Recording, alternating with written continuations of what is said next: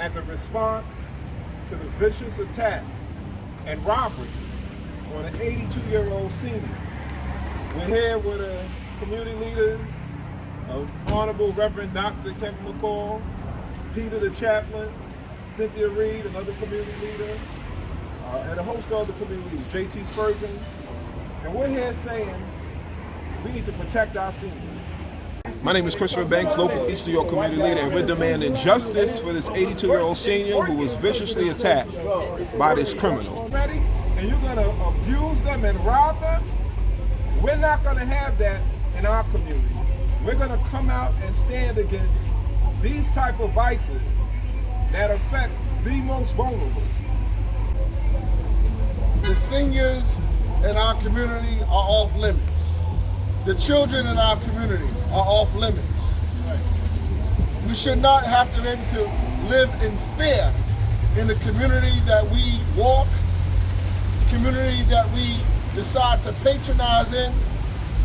This is something that has to deal with not only just on a level of locality, but it has to be dealt with on the footsteps of Mayor Eric Adams.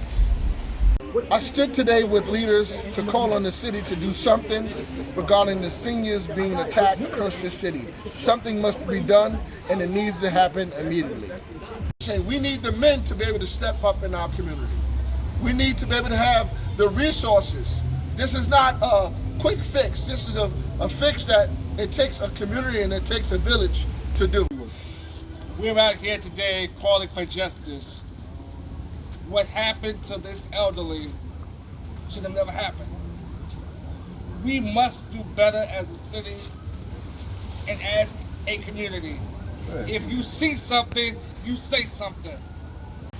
You know, back in the days, we used to have something that we call a code. There was a code, and we always knew that women, children, and the elderly were off limits.